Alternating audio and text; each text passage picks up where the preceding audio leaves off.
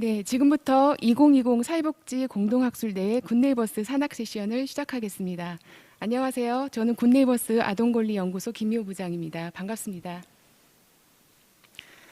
굿네이버스는 코로나19로 인해 재난 상황 속에서 아동 권리 증진 방안을 모색하기 위해 지난 6월 아동 재난 대응 실태 조사를 진행했는데요. 이번 산학 세션에서는 그 연구 결과를 공유하는 자리로 마련했습니다. 오늘 진행 순서는 코로나19 상황에서 아동과 부모들이 국가에 바라는 바에 대해 영상을 함께 보시고요. 두 분의 발제와 지정 토론 및 종합 토론으로 마무리됩니다. 그럼 굿네이버스 아동권리 모니터링단 아동과 부모들이 보내주신 영상을 보실 텐데요. 아동권리 모니터링단은 굿네이버스 전국 34개 지부를 중심으로 아동이 주도적으로 지역사회 내 아동 문제를 발굴하고 옹호 활동을 진행하고 있습니다. 자, 그럼 영상 시작하도록 하겠습니다.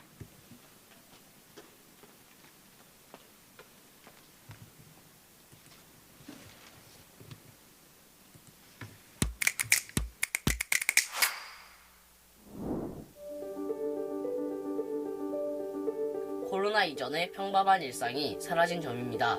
첫 번째로는 답답한 마스크를 항상 착용해야 한다는 것과 두 번째, 학교에서 정상적인 수업을 받지 못하고 원격 수업을 하고 나면 혼자서 공부를 해야 한다는 게 가장 불편합니다. 자유로운 일상생활이 안 된다는 점, 친구들을 만나지 못하고 밖에서 밥 먹기가 힘들고 학교를 일주일에 한 번밖에 못 가는 점인 것 같아요. 온라인 수업 때문에 이해도 안 되고 지루하고 그런 것들과 친구들과 친척들 잘 못 만나는 것과 여행도 못 가고 여가 활동도 잘 못해서 그런 것들이 조금 아쉽고요. 아이 학습이 제대로 진행되고 있는지 매일 확인하고 엄마표로 도와주면서도 불편하다기보다는 학부모로서 아이의 학습이 부진하진 않는지 부족한 부분이 없는지 내가 무엇을 놓치고 있는지 걱정이 되는 게 사실입니다. 코로나가 장기화됨에 따라 학습권 보장과 학습 격차보다 더 큰 문제로 느껴진 것은 우리 아이들의 친구들과 선생님들과의 소통과 정서적 공감이었습니다. 대화를 통한 정서적 교감이라든가 학교 생활의 관계 속에서 배우는 사회적 기술, 성찰, 가치관 성립 등의 기회들을 아이들이 점차 잃어버리고 있다는 것입니다. 4점이라고 생각합니다. 그 이유는 안전하게 숨을 쉬거나 학교에 등교하는 것도 불가능하고 가족과 여행을 갈 수도 없는 이 불안한 시간이 언제 끝날지 모르기 때문입니다. 지금 상태에서도 안전하게 마음 편히 숨 쉬면서 제대로 공부하고 운동 정도는 할 수 있어야 한다고 생각합니다. 처음 코로나가 터졌을 때는 0.1점도 안 됐거든요. 근데 현재는 10점 만점에 6점 정도 되는 것 같아요. 코로나 일상에 많이 적응이 된 것 같아요. 그래도 여전히 불편한 점은 있는 것 같아요. 자유로운 여가 생활, 그리고 충분한 학교 생활, 걱정 없이 친구들과 놀 수 있었으면 좋겠습니다. 저의 현재 생활이 10점 만점에 몇 점이냐면 한 7점 정도 되는 것 같아요. 온라인 수업 듣는 거 외에 핸드폰 사용 시간을 최대한 최소화하고 그 다음에 친구들과 만나는 것도 한 일주일에 한 번씩 야외 장소에서 마스크 끼고 그렇게라도 잠깐씩 만나면 좋을 것 같아요. 친척이나 할머니, 할아버지한테는 안부 전화를 꼭 하고 여가 활동은 집에서 할 수 있는 취미 활동을 하면 좋을 것 같아요. 소위 학습 부진화가 발생하지 않도록 선생님들께서 전화나 아니면 아이들의 과제물을 통해서 아니면 테스트를 통해서 학습 부진화를 각 개인별로 맞춤 학습을 제공하고 또 선생님과 관계 형성을 할 수 있도록 또 또래 친구들과도 비대면으로 관계 형성을 하는데 어려움이 없도록 여러 가지 프로그램들이 생기고 또 교육기관이나 정부에서 고민을 해주셨으면 좋겠습니다. 코로나가 장기화됨에 따라 학교를 통한 교육적인 부분뿐만 아니라 정서적인 학습권 보장이 너무나도 절실하다고 느껴집니다. 취약계층 어르신들, 한부모 아이들 이렇게 취약계층들이 굉장히 많은데 이 코로나 상황으로 이제 그 의료 체계나 이런 쪽에다가 이제 집중적으로 국가적인 정책이 투입되기 때문에 이런 소외계층이 자칫 코로나로 인해서 손길이 좀 덜 가게 되지 않을까 그런 생각이 들어서 좀 그런 복지 시스템을 좀 재점검을 하고 그런 쪽으로 한번 이렇게 전체적으로 돌아봐야 할 그런 필요가 있지 않나 생각됩니다.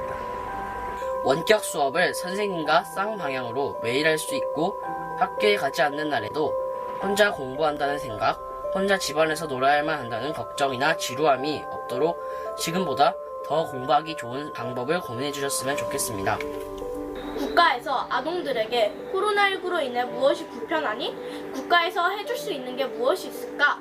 이런 식으로 물어보는 것처럼 아동들의 생각에, 아동들의 일상에 관심을 가져주었으면 좋겠습니다. 어른들보다도 아동들을 위한 복지를 만들어 주었으면 합니다. 그리고 아동들이 코로나로 인해 일상의 불편한 점, 필요한 점 등을 쉽게 말할 수 있는 창구가 만들어졌으면 좋겠습니다. 감사합니다.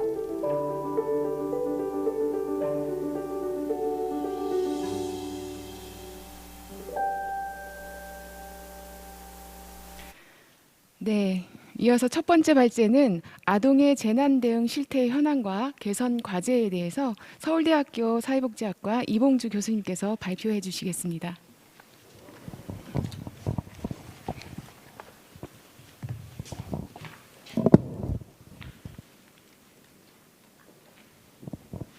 네, 반갑습니다. 소개받은 서울대학교 사회복지학과 이봉주입니다. 반갑습니다.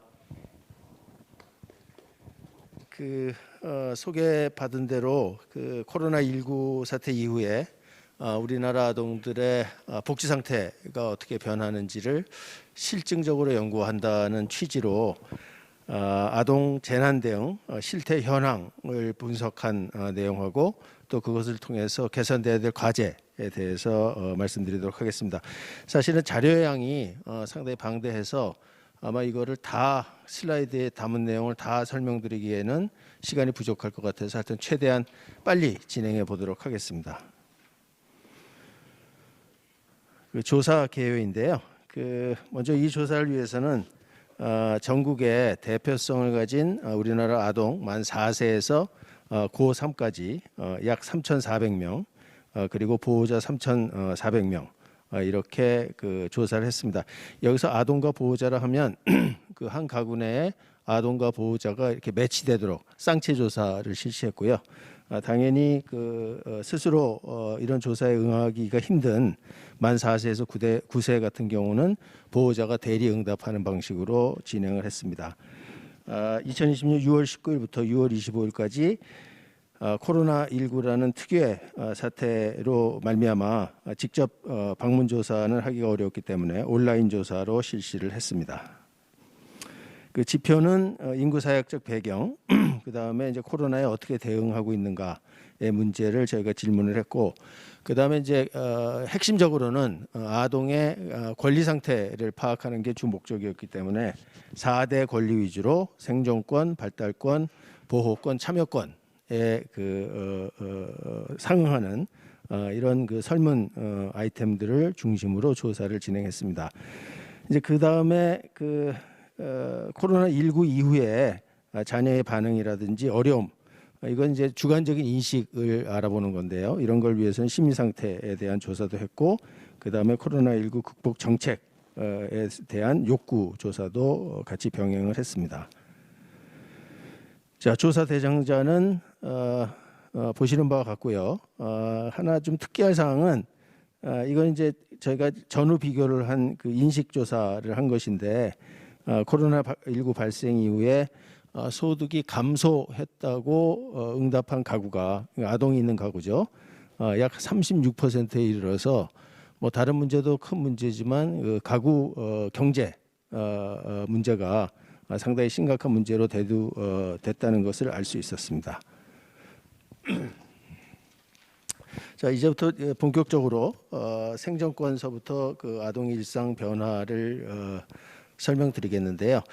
저희가 이제 설문에서는 주로 지금 상태에 대해서도 물어보고 그 다음에 과거와 코로나19 이전과 지금 현재, 즉 코로나19 이후를 비교를 하는 주관적인 인식에 대해서 알아봤습니다. 그런데 이제 지금 상태를 물어본 질문들은 지금 상태는 알 수 있지만 과거의 상태하고 객관적으로 비교를 하기에는 당시에 이제 상하는 조사를 따로 실시했던 것은 아니기 때문에 이 연구에서는 그 2018년에 굿네이버스에서 아동 권리 조사로 비슷한 설문 내용들을 포함한 설문을 한 적이 있습니다. 그래서 그 2018년에 이 용도로 사용된 조사는 아니었습니다만 그 아이템이 같은 경우는 저희가 비교 가능하도록 이렇게 조사 항목을 배치를 해서 크게는 이제 주관적으로 변화했다고 느끼는 점, 그 다음에 현 상태를 물어본 질문은 2018년 조사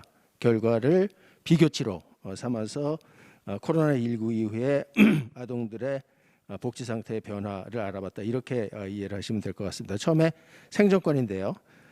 이거는 다 그 지금 여기서 보시는 것들은 주관적인 변화를 물어본 상태입니다. 그런데 보시면 일상생활의 변화에서도 그렇고 건강 상태에서 변화에서도 부정적인 평가가 많았는데 아동에 비해서 보호자가 일상생활에서도 그렇고 건강 상태에서도 부정적으로 변했다는 응답이 많았습니다. 그 다음에 요거는 이제 보시다시피 말씀드린 대로 2018년에 대한민국 아동 권리 지수 그 당시에 했던 조사 내용하고 지금 2020년에 코로나 이후에 이루어진 조사의 아이템을 같이 설정을 해서 어떻게 생각할까 간접 비교를 한 건데요. 두드러지게 나타났던 사항은 생존권 중에서도 두드러지게 나타났던 사항은 그 결식아동 끼리를 거르는 결식아동 비율이 2018년 조사에서는 전국적으로 약 50%로 파악이 됐는데 지금 현재 코로나 이후에 36% 정도로 나타나서 결식 끼니를 거르는 결식아동의 비율이 증가한 걸 알 수 있었고요. 이게 그 발달권 이제 발달권으로 넘어가면 이게 어떻게 생각하면 좀 긍정적인 지표가 될 수도 있을 텐데요. 왜냐하면 우리나라 아동들의 경우는 항상 수면 시간이 다른 국가의 아동들보다 적기 때문에 그게 이제 건강에도 상당히 부정적인 영향을 미칠 수 있을 것이라는 우려가 많았는데 이번 조사를 통해서 보니까 코로나 이후에 아동의 평균 수명 시간은 늘어난 것으로 보입니다. 이거는 아무래도 학교를 등교하지 않고 가정에 머무는 시간이 길어지기 때문에 그리고 아침에 일찍 일어나지 않아도 되기 때문에 수면 시간이 조금 증가하고 있는 것으로 나타납니다. 발달권 중에 그 스마트폰이나 인터넷 게임 사용 관련해서 가족 갈등이 발생하는 비율이 상당히 높았고요. 이거는 이제 말씀드린 대로 아동들이 등교를 못하게 되고 가정에서 지내는 시간이 길어지면서 스마트폰이라든지 인터넷 게임을 많이 하게 되고 또 그거로 비롯한 그 부모님과의 갈등이 상당히 자주 발생한다는 것을 알 수 있었고 그 놀이 및 휴식 시간 관련해서는 오히려 놀이 및 휴식 시간은 증가했는데 그 내용은 조금 바뀌는 것으로 나타납니다. 그래서 그거는 조금 더 제가 상수를 드리도록 하겠습니다. 말씀하신 대로 그 아동의 일상 활동에서 놀이는 늘어났는데 실제 이 사람과 같이 하는 즉 성인과 같이 하는 놀이 활동은 줄고 오히려 TV를 본다든지 유튜브를 시청하는 시간은 증가한 것으로 그래서 이것도 역시 코로나19 사태 이후에 가정에 있는 시간이 많아지면서 특히 TV라든지 유튜브, SNS 이런 것을 시청하는 비율이 높아진 것을 알 수 있습니다. 발달권에서 뭐 당연한 얘기겠습니다만 친구들 만나기라든지 학교 정기 수업 외에 공부 시간은 감소했고 말씀드린 대로 컴퓨터 모바일 게임하기, 영화, TV, 넷플릭스, 드라마 시청 시간은 증가한 것으로 나타났습니다. 이게 이제 종래 연구에서 이런 그 인터넷이라든지 이게 과하게 됐을 때 그런 과도한 몰입이 아동 발달에 미치는 부정적인 영향에 대한 연구가 상당 부분 이루어졌기 때문에 사실 이제 코로나19 사태 이후에 이런 현상이 나타나는 것이 아동에게 어떤 영향을 미칠지는 조금 더 심층적인 연구가 필요할 것으로 보입니다. 요거는 이제 고등학생의 경우인데요. 마찬가지 친구들 만나기라든지 공부 시간은 감소했고 여기서도 역시 SNS 활동은 증가한 것으로 나타납니다. 코로나 이후에. 이제 보호권에 대해서 조금 말씀을 드리겠는데 가장 중요한 게는 코로나19 사태 이후에 두드러진 현상은 나홀로 아동이 비율이 증가하고 있다는 것입니다. 그리고 그와 더불어서 상당히 중요한 변화 중에 하나가 이 코로나 전후를 비교를 해보면 학대 경험에서 소리를 지르거나 고함치기, 때리지 않았지만 때리겠다고 위협하기 등의 경험 비율이 증가했고, 이런 것들은 이제 대부분 우리가 정서적 학대라고 하는데, 역시 이제 가정에 있는 시간이 늘어나면서 부모님과 어떤 갈등적인 상황이 많이 생기게 되고, 그것이 이런 그 정서 학대를 촉발하는 계기가 되는 것으로 보여서 이런 점에 있어서는 좀 더 세심한 대책이 필요한 것으로 보입니다. 그리고 그 아동의 연령이 어릴수록 체벌 비율이 높고 아동 10명 중 1명꼴로 가정폭력을 목격하고 있는 것으로 나타났습니다. 또 하나 상당히 중요한 시사점을 가지는 발견 중에 하나는 코로나 전후로 온라인 폭력을 비교를 했더니 상당히 큰 폭으로 중학생, 초등학교, 고학년 아동 모두 온라인 폭력 경험 비율이 이 자료에 의하면 적어도 2018년에 이루어진 자료하고 비교를 하면 10배 이상 이렇게 폭증하고 있는 것으로 나타났습니다. 그러니까 다시 말씀드리지만 SNS라든지 이런 거에 그 접촉이 많아지고 또 집에 있는 시간이 늘어나고 또 어른들의 슈퍼비전이 있는 시간이 줄어들게 되면서 이런 온라인 폭력에 우리 아동들이 상당히 지금 노출돼 있다. 그리고 그 노출되는 비율이 불과 2년 전과 비교해서 상당히 높아졌다. 이런 것을 알 수 있습니다. 다음은 참여권인데요. 그 코로나19 이후에 아동이 겪는 어려움을 저희가 순위로 알아봤더니 역시 사회적 거리두기로 활동이 제한되는 점이 가장 어려웠다고 대답을 했고, 그 다음에 온라인으로 수업을 참여하고 숙제 제출하는 것도 어렵고 친구 만남이 제한되는 것도 어렵다는 응답이 많았습니다. 코로나19 이후에 등교 수업의 장단점을 저희가 물어봤는데 등교 수업의 장점에서는 역시 친구 그리고 규칙적인 생활 이런 것들이 아동들이 생각하는 등교를 했을 때의 장점으로 나타났고, 단점으로는 역시 코로나 감염에 대한 걱정, 우려가 많았고 마스크가 단점으로 대두됐습니다. 자, 코로나19의 정보 획득 주체는 대부분 가족이나 가족을 통해서 그 부모님이나 가족을 통해서 얻는 것으로 나타나서 사실은 그 교육기관이라든지 정부 국가를 통한 그 정보 전달은 그렇게 빈번하지 않은 것으로 나타났습니다. 말씀드린 대로 그 아동의 심사회 적응에 대해서도 알아봤는데요. 가장 이제 중요한 것 중에 하나가 아동의 행복감을 저희가 비교를 했습니다. 그래서 2018년하고 2020년 결과를 비교를 하면 보시다시피 초등학교 고학년인 경우에 2018년에 조사했을 때 10점 만점을 했을 때 행복한 이 평균이 10점 만점에 7.9점이었는데 이게 코로나 이후에 조사에서는 6.2점, 그리고 중학생은 6.9에서 5.9. 그래서 그 행복감이 감소되고 이게 연령이 어릴수록 이런 행복감 감소의 폭이 더 큰 것으로 이렇게 나타났습니다. 그리고 코로나 전후 아동이 느끼는 어려움을 보면 친구 문제, 경제적 문제, 가족 문제 이런 것에서 2018년과 비교했을 때 상당히 부정적으로 변화하고 있는 것을 알 수 있습니다. 보호자의 심사회 적응에 대해서도 저희가 그 부모님들을 통해서 부모님들의 설문을 통해서 알아봤는데 역시 그 보호자의 양육 스트레스가 보통 이제 5점 정도 되는 수준인데요. 이거보다 높게 나타나서 부정적인 수준으로 나타났고, 특히 자녀가 미취학 아동이거나 나이가 어릴수록 초등학생일수록 어떻게 보면 당연히 부모님들의 양육 스트레스가 상대적으로 더 높았습니다. 더욱 중요하게는 부모님들이 인식하는 양육 스트레스가 코로나19 발생 이후에 증가했다고 답변한 부모님들이 10명 중에 7명이 실제로 증가했다고 답변하기 때문에 가정 내에서 아동의 그 보호자의 그 양육 스트레스의 증가도 중요한 현안으로 대두되고 있음을 알 수 있습니다.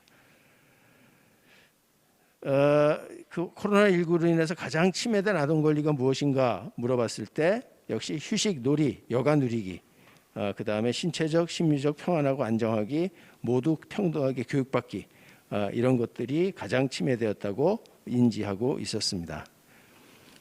이런 코로나19와 같은 재난 상황에서 존중되어야 될 아동 권리가 무엇인지를 물어봤을 때 그 신체적, 심리적 평안 및 안정, 그리고 생명, 생존, 발달 존중, 휴식, 놀이, 여가 누리기, 평등 교육받기, 이런 것들이 필요하다, 이런 응답을 받을 수 있었습니다. 아동 재난 정책에 대한 욕구를 알아봤을 때 역시 아동은 위생용품이라든지 안전 장소에 대한 지원이 중요하다는 응답을 했고, 보호자분들은 역시 아동의 교육과 학습에 관심이 많았기 때문에 학습 및 교육의 인력 시스템하고 프로그램 지원, 그리고 돌봄 공백에 관한 서비스하고 프로그램 지원이 무엇보다 중요하다고 응답을 했습니다. 다음은 이 코로나19 이후에 저희가 그 비교 변화를 지금까지 이제 봤다면, 코로나19 이후에 아동의 삶에 어떤 요인들이 영향을 미치는가를 회귀 분석을 통해서 살펴봤습니다. 그걸 보면 첫 번째는 아까 말씀드린 가정폭력의 목격과 체벌 경험인데요. 이것도 보면 아동 요인으로는 가정폭력의 목격과 체벌을 당한 경험이 있는 아동의 경우에 가정폭력 목격 경험이라든지 체벌 경험에 보면 스마트폰, 인터넷 갈등이 있을수록 가정폭력도 목격한 비율도 높아지고 체벌의 비율도 높아지고 그와 연관돼서 아동 학대도 높아지는 것으로, 그래서 역시 SNS 통제 문제, 관리 문제가 중요한 문제임을 알 수 있었고요. 그 보호자 요인으로는 양육 스트레스 같은 경우에 보호자의 양육 스트레스가 높을수록 아동을 때린다든지, 즉 아동의 체벌 경험이 높아지고, 그 다음에 당연히 그렇게 되다 보니까 아동 학대 비율도 높아지는 것으로 나타났습니다. 그리고 그 소득이 감소됐다고 응답한 경우에는 소득이 감소됐다고 응답할수록 가정폭력 목격도 높아지고 실제로 체벌, 아동에 대한 체벌도 높아지는 것으로 나타났습니다. 이거는 아동의 행복과 일상의 문제인데요. 이것도 보시면 마찬가지로 아동의 행복감이 아까 말씀드린 스마트폰, 인터넷 갈등이 높을수록 아동의 행복감은 낮아지는 것으로 나타나고요. 그 다음에 그게 또 높을수록 아동의 일상 문제는 어려움이 더 커지는 것으로 나타나서 역시 이런 그 회귀 분석을 통해서도 스마트폰, 가정에서의 스마트폰, 인터넷 갈등이 상당히 아동의 일상생활에 큰 영향을 미치는 것으로 알 수 있었습니다. 보시다시피 양육 스트레스가 높을수록 아동의 행복감, 또 보호자의 불안 수준이 높을수록 아동의 행복감이 낮아지는 것으로 나타났고, 그와 반대로 부부관계가 보다 좋을수록 아동의 행복감은 높아지는 것으로 이렇게 나타나고, 그 반대 현상들이 아동 일상 문제 어려움에 나타나는 것으로 이렇게 볼 수 있습니다. 또 하나는 그 소득 수준이 높아질수록 역시 아동의 일상 문제 어려움이 낮아지는 것으로 나타나서 코로나19 이후에도 가구 소득이 아동의 일상생활, 그다음에 아동의 복지 상태에 미치는 영향이 상당히 크다는 것을 확인할 수 있었습니다. 요거는 일상 문제, 코로나 문제라든지 부모님과의 관계에 대해서 저희가 이제 같은 요인들로 분석을 하는 내용들이고요. 그래서 이제 이런 그 일련의 실증 분석을 통해서 몇 가지 결론과 함의를 끌어낼 수 있었는데, 코로나19 감염 위기 속에서 아동과 보호자의 일상을 보다 잘 이해할 수 있었다고 보는데, 특히 아동과 보호자 모두가 건강 상태보다 일상이 부정적으로 변화했다고 평가하는 것을 알 수 있었고, 특히 코로나19 발생 이후에 대표적인 문제로 경제적인 문제, 그리고 가족 및 친구 문제에 대한 아동의 걱정 수준이 증가했다든지, 그리고 또 결정적으로는 보호자의 양육 스트레스가 증가한 것을 알 수 있었습니다. 그리고 아동 권리 침해 영역을 보면 역시 놀이 및 휴식, 교육, 그다음에 신체적 정서적 안정 관련된 아동 권리가 실제로 침해되고 있는 것을 확인할 수 있었고, 그 다음에 말씀드린 대로 결식이라든지 나홀로 아동 이런 것들이 증가하게 되면서 아동의 생존, 발달권에 대한 권리 조정도 더욱 필요한 것을 확인할 수 있었습니다. 이런 것들이 이제 결식 아동이 증가됐다든지, 말씀드린 컴퓨터, 모바일 게임, 영화 이런 것들이 증가됐다든지, 나홀로 방임아 등이 증가됐다든지 이런 것들을 통해서 확인할 수 있었던 내용들입니다. 역시 장기간의 온라인 수업에 따라서 나홀로 방임아동하고 결식아동 증가하는 것을 확인할 수 있었고, 이런 연구 결과를 바탕으로 정책적으로 보면 학습 교육을 위한 인력 시스템 프로그램 마련 및 대상자 확대가 보다 더 강화돼야 되고, 또 그 급식 지원이라든지 도시락 키트 제공 이런 실질적인 프로그램도 필요한 것으로 보입니다. 그 다음에 말씀드린 대로 그 아동의 복지하고 부모님들의 상태에 영향을 미치는 요인 분석을 통해서는 이렇게 설명드릴 수 있겠습니까? 2018년 조사하고 비교를 하면 여러 영역에서 2020년 코로나19 이후에 상태가 악화됐다는 걸 확인할 수 있었는데, 이게 전반적으로 모든 아동 청소년, 모든 부모님들께 해당이 되는 내용이라기보다는 그 악화된 내용이 2020년 데이터를 놓고 보니까 특정 취약계층 그리고 위험 집단에서는 더욱 악화되는 이런 경향을 발견할 수 있었다는 거죠. 그러니까 이 얘기는 어떻게 생각하면 코로나19가 이 아동의 일상이라든지 아동의 어떤 복지 상태를 그 격차를 오히려 취약계층일수록 더 떨어지게 돼서 격차를 더 늘리는 이런 위험 요인으로 코로나19가 작동할 수도 있다는 것을 확인할 수 있었습니다. 그래서 말씀드린 대로 그 특별한 위험 요인으로는 가정의 소득이 상실돼서 경제적으로 약화된 경우라든지, 보호자가 높은 양육 스트레스를 가지고 있는 경우라든지, 그 다음에 인터넷 게임에 따른 갈등이 증가된 경우라든지, 그리고 특별히 부정적인 부부관계, 그리고 지역 및 국가의 낮은 안정감, 이런 것들이 모두 더욱 코로나 위험을 강하게 하는 이런 요인으로 나타났기 때문에 이에 대한 보다 강화된 각별한 대책이 필요할 것으로 보입니다. 예, 이것으로 제 발표는 마치겠습니다. 감사합니다.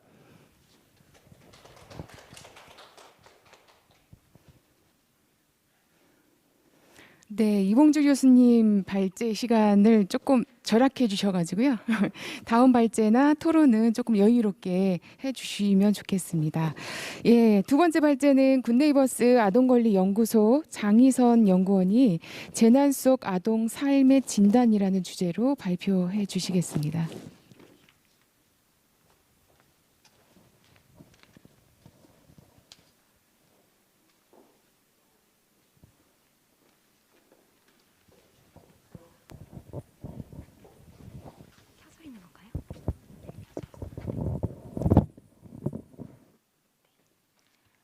네, 안녕하세요. 굿네이버스 아동권리연구소 장희선입니다. 저는 두 번째 재난 속 아동 삶의 진단 국제 이슈 적용의 그 발제를 맡았고요. 이번 세션을 통해서 앞서 살펴본 아동 재난 대응 실태 조사의 결과와 국제적으로 아동들의 삶이 좀 어떻게 나타나고 있는지를 좀 함께 살펴보는 시간을 가질 거고요. 두 번째로는 지금 이제 코로나 장기화로 인해서 경제 침체가 일어나고 있는데, 이러한 경제 침체로 인해서 경제 위기가 어떠한 상황인지, 그리고 세 번째로 이러한 경제 위기 속, 즉 우리나라 저희가 지금 조사한 아동 재난 대응 실태 조사에서 아이들이 경제 위기 속, 예를 들어서 소득이 감소했을 경우, 아니면 가정의 소득 수준이 낮을 경우 아이들의 생활이 어떠한 좀 영향이 있는지, 이런 모습들을 살펴보는 시간을 갖도록 하겠습니다. 네, 첫 번째로 보시면 이거는 이제 우리나라뿐만 아니라 이제 이 코로나가 전 세계적인 영향이기 때문에 이제 여러 국가에서 아동들이 어떻게 생활되고 있는지를 살펴보고 있는데요. 이제 이스라엘과 영국의 경우에서는 지금 현재 코로나 발생한 이후에 아이들의 생활의 전반적인 이런 삶의 만족도가 과거와 비교했을 때 어떠한 수준으로 나타나고 있는지를 확인하고 있습니다. 그래서 이스라엘 같은 경우에는 지금 왼쪽 이제 그래프를 보시면요, 이제 민트색을 보이는 그래프가 코로나 이후의 아이들의 생활 만족도이고요. 있고요. 왼쪽에 보이는 주황색 막대 그래프가 이제 그 이전에 코로나가 발생하기 이전에 2017년, 2018년도 동안 아이들의 생활 만족도에 대한 평균 점수인데요. 보시면 확실히 코로나가 발생한 이후에 아이들의 삶의 만족도가 낮아진 것을 확인하실 수 있고요. 특히 이스라엘 같은 경우에는 자유와 시간 활용과 성인 보호자와의 대화의 수준과 관련해서 아이들의 삶의 만족도가 낮은 양상을 확인할 수 있습니다. 영국도 마찬가지로 지금 오른쪽에 보여지는 보라색 그래프가 코로나가 발생한 이후의 아이들의 생활 만족도이고요. 왼쪽 빨간색의 그래프가 이제 2016년부터 2019년도 각 그 영역에 대한 아이들의 생활 만족도인데요. 보시면 확실하게 오른쪽에 있는 보라색 그래프, 막대 그래프의 만족도가 낮아서 아이들이 코로나 발생한 이후에 만족도가 많이 떨어지고 있다라는 걸 보여주고 있는데요. 특히 이제 영국 같은 경우에는 친구나 시간 사용 관련해서 아이들의 만족도 수준이 낮았습니다. 이스라엘과 영국 모두 아이들의 어떤 시간이나 아니면 미래 이런 부분에 있어서 만족도가 좀 많이 낮아진 것들을 확인할 수 있었습니다. 그러면 이제 앞서서 국외에선 이렇게 나타나고 있는데 그럼 한국의 아이들, 우리의 아이들은 어떨까 해서 저희가 이번에 조사한 아동 재난 대응 실태 조사와 그리고 죄송합니다. 네, 아동 재난 대응 실태 조사와 그리고 과거에 저희가 2016년, 2018년도에 조사한 항목들을 만족도를 비교해 봤는데요. 보시면 빨간색이 이제 코로나가 발생한 이후에 이제 살펴보는 그런 만족도인데요. 보시면 5점이 보통이고 5점보다 낮을 때를 부정적인 수준을 의미하게 되어 있거든요. 보시면 지금 빨간색, 즉 학업과 코로나 관련해서 5점 미만으로 부정적인 수준을 확인하실 수 있고요. 그리고 전반적으로 지금 2016년하고 2018년 의 평균 점수보다 코로나가 발생한 이후에 만족도 수준이 떨어진 것을 확인하실 수 있고요. 그리고 특히 조금 여기서 두드러졌던 것은 건강 상태나 경제적 상태, 가정의 경제적 상태에서 아이들의 만족도가 크게 떨어졌음을 확인하실 수 있습니다. 오른쪽 그래프는 지금 앞서 살펴본 한국과 영국 자료를 저희가 같이 한번 비교하는 셋으로 만들어 본 건데요. 우리나라 아이들 같은 경우에는 건강이나 가족이나 친구 외모에 대한 만족도가 영국의 아이들보다는 좀 낮았지만 그럼에도 불구하고 코로나가 발생한 이후에 이 만족도 수준이 크게 떨어진 것을 확인하실 수 있습니다. 다음으로 이제 영국에서는 이제 아이들의 코로나19로 인해서 정신 건강이 조금 어려울 수 있다라는 그런 문제 의식 속에서 이러한 정신 건강을 보고하고 있는 아이들이 사람들과의 관계 만족도가 어떻게 나타나고 또 어떠한 일상에 또 예를 들어 소셜 미디어 이런 사용 시간과 좀 어떻게 관련되고 있는지를 살펴보고 있는데요. 보시면 지금 이제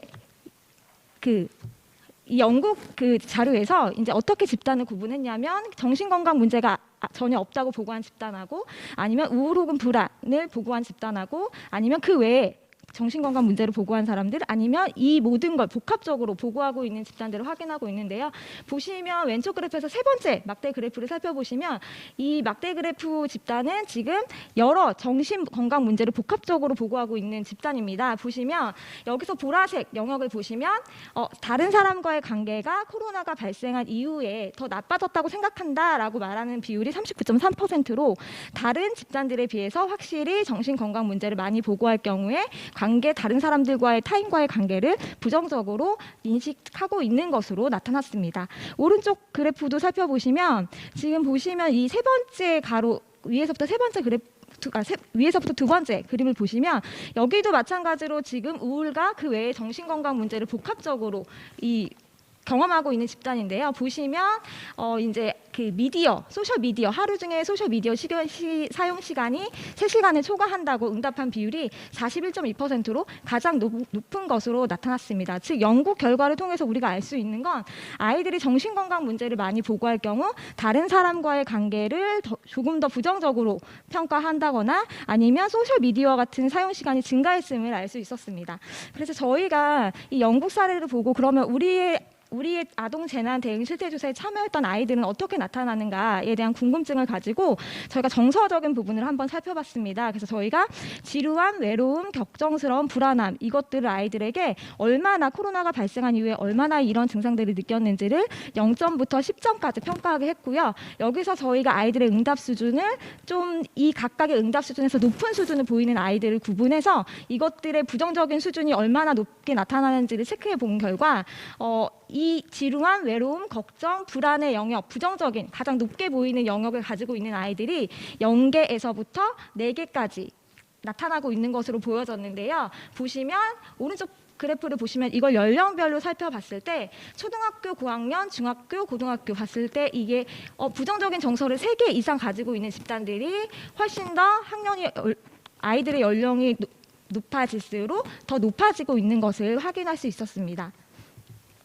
그래서 실제적으로 그러면 아까 앞에서 살펴본 우울이라던가 불안감이라던가 이러한 부정적 정서 수준을 더 많이 갖고 있는 아이들의 그런 관계 만족도가 영국 사례처럼 이렇게 좀 낮게 나타나는지를 저희가 확인해 보았을 때 보시면 전반적으로 부모, 친구, 선생님과의 만족도, 관계 만족도가 떨어지는 걸 확인할 수 있고요. 근데 다만 영국에서는 이제 부정적인 정서를 많이 보였을 때 소셜 미디어 시간이 증가했다고 나타나고 있는데 저희 결과에서는 그렇게 나타나진 않았습니다. 보시면 부정적인 정서 수준이 지금 4개인 영역이 지금 가장 흐린 연두색으로 나타나고 있는데요. 보시면 부정적인 정서 수준이 높다고 해서 수면 시간이 더 많이 높아진다거나 게임, 인터넷 시간이 더 증가한다거나 놀이 및 휴식 시간이 더 증가하는 현상은 나타나진 않았습니다.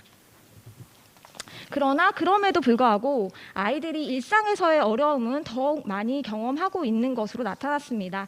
부정 정서 수준이 4개일 경우 아이들은 코로나19의 상황에 대해서 어려움이나 공부에 대한 어려움, 친구에 대한 어려움 이런 어려움들을 더 높은 수준으로 보고를 했는데요.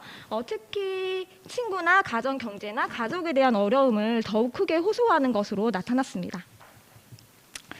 그래서 이제 저희가 그러면 이렇게 아이들이 부정적인 정서 수준을 보여주고 있는데 이 아이들에게는 어떠한 정책이 필요할지 저희가 아동 재난 대응 실태 조사에서 코로나가 발생한 이후에 필요한 정책에 대해서 10가지의 그 정책 욕구를 묻고 있는데요. 보시면 지금 이 부정적인 정서가 4개인 아이들은 그래프에서 보시면 이제 빨간색 영역으로 나타나고 있는데요. 이 빨간색 영역이 특히 가로선으로 길게 나타나는 영역을 보시면 정서적 안정 서비스 프로그램이 필요해요라고 응답한 아이들이 부정정서가 4개인 아이들 집단에서 가장 높게 나타났습니다. 그리고 다음으로 휴식 및 놀이 장소와 도구가 필요해요라고 응답한 아이들도 높았고요. 재난 능력 향상 교육이 필요해요라고 응답한 아이들도 높았습니다. 즉 아이들의 정서 수준이 높을 경우에 아이들은 정서적인 안정에 대한 욕구, 그리고 휴식의 욕구, 또 교육에 대한 욕구가 상대적으로 높게 나타나는 것을 확인할 수 있었습니다. 다음으로 아이들의 놀이 및 휴식이 어떻게 나타나는지 보았는데요. 이 영국에서 이 조사한 자료에 의하면 코로나19가 발생한 이후에 휴교를 하고 그 이후에 더 많이 놀고 더 많이 휴식하고 있는지를 물어봤을 때 50% 이상의 아이들이 휴교 이후에 이러한 시간들이 증가했다고 얘기했습니다. 연령으로 구분해서 보자면 7세에서 11세 이 아동들은 52.6%가 코로나19가 발생한 이후에 더 많이 놀고 더 많이 휴식하고 있어요라고 응답한 반면에 연령이 더 높은 12세에서 18세 아동들은 61.3%가 코로나19가 발생한 이후에 이러한 놀이 및 휴식 시간이 증가됐다고 보고하고 있습니다. 관련해서 그럼 저희도 한번 저희 조사를 통해서 비교해봤는데요. 보시면 코로나19가 발생한 이후에 스마트폰 및 인터넷 게임 시간이 증가했다라고 말한 아이들과 그리고 놀이 및 휴식 시간도 증가했다라고 말한 아이들이 전체적으로 50% 이상으로 나타나고 있고요. 스마트폰 및 인터넷 게임 시간의 경우에는 아동의 연령이 증가할수록 이러한 비율들이 증가하는 경향이 나타났고요. 그리고 놀이 및 휴식 시간의 경우에는 중등 이상의 아동들과 초등 학생 아동들의 비율이 조금 더 높은 것으로 나타났습니다. 다음으로는 이제 전 세계적으로 좀 교육과 관련한 영역들에 대해서 살펴볼 건데요. 이거는 UN SDG 홈페이지에서 이제 게시하고 있는 건데 이제 코로나19가 확산되면서 3월 26일 기준으로 전 세계 많은 국가에서 이제 학교가 폐쇄됐습니다. 국가가 전체적으로 학교를 폐쇄한 경우도 있었고 아니면 특정 지역에서 학교를 폐쇄한 경우들이 있었는데요. 이로 인해서 재학 연령의 약 87%가 학교 교육을 제대로 받지 못하는 상황에 벌어졌습니다. 그래서 이제 국외에서는 이것도 영국 자료입니다. 영국 자료에서는 12세에서 18세 아동을 대상으로 학교와 관련돼서 다음에 상황들에서 얼마나 걱정을 하는지를 조사를 했었는데요. 이거는 중복 선택으로 응답을 했기 때문에 좀 응답 수준이 대체적으로 좀 높게 나타났습니다. 보시면 아이들이 배움이나 시험이나 아니면 그 공부, 동기부여와 같은 영역들에 대해서 좀 걱정이 많이 된다라고 얘기했고요. 관련해서 저희가 이거랑 동일한 그런 문항은 아니지만 아이들이 등교 및 등원을 시작했을 때 어떠한 어려움을 호소할까를 살펴봤을 때요. 아이들은 보시면 학업과 온라인 수업 병행에서의 혼란스러움이 가장 좀 걱정이 된다 했던 게 5.3%, 그리고 달라진 학교 분위기 속에 적응해야 되는 것이 걱정된다는 것들이 5.1%, 학업 진도 수행이 걱정된다 하는 게 8.1%여가지고 거의 한 18%의 아동들이 학교의 어떤 학업상과 관련해서 걱정하고 있음을 알 수 있었습니다. 다음으로 이제 코로나가 사실은 이제 아동들에게도 큰 영향을 미치지만 사실 보호자분들도 사실 많이 부담이 있는 건 사실입니다. 그래서 보호자들의 돌봄 부담도 사실 많이 커진 상태이고요. 그래서 영국에서는 다음과 같이 보호자에게 정신 건강이 코로나19가 발생한 이후에 더 나빠졌는지를 물었는데요. 여기서 나 더 나빠졌어요 라고 응답한 사람들이 자녀의 연령에 따라 구분해보면 0세에서 5세일 경우가 31.4%로 가장 높은 비율을 보여줬습니다. 그럼에도 불구하고 13에서 17세도 22.1%로 나타나서 약 10명 중에 2-3명 정도는 코로나19 이후로 보호자분들께서 정신 건강이 더 나빠졌음을 보고했다고 볼 수 있고요.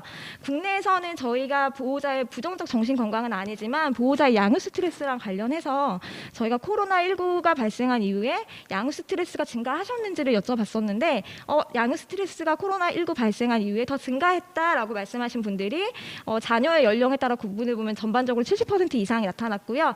보시면 초등학생 그리고 미취학 아동, 자녀를 두었을 때 아무래도 양육 스트레스가 조금 더 코로나 발생한 이후에 증가된 것을 확인할 수 있습니다. 다음으로는 이제 코로나19가 발생한 이후에 경제 위기가 어떠한 상황인지를 보여드릴 예정인데요. 보시면 이 자료는 미국의 국제 공식 통계를 제공하는 이 사이트에서 저희가 이제 발췌한 것인데요. 보시면 코로나가 발생하기 이전에는 사실 2020년 전 세계 빈곤율이 7.8%로 예상이 됐지만 코로나가 발생한 이후에 이게 8.6%로 올라서 코로나19가 발생한 이후에 전 세계 빈곤율이 예상치보다 더 높아진 것을 확인할 수 있고요. 오른쪽 데이터 보시면 이거는 월드뱅크 데이터랑 MICS 데이터랑 DHC 데이터를 토대로 이 아동의 빈곤율을 추계했다고 해요. 그래서 이 자료를 보시면 2019년에는 5억 8,600만 명의 아동이 빈곤 상태에 놓일 것으로 예상이 됐고 그럼에도 불구하고 2020년에 6억 9,100만 명의 아이들이 빈곤 상태에 놓여서 약 1억 500만 명의 아동들이 빈곤 상태에 지금 더 많이 추가적으로 놓이게 되는데요.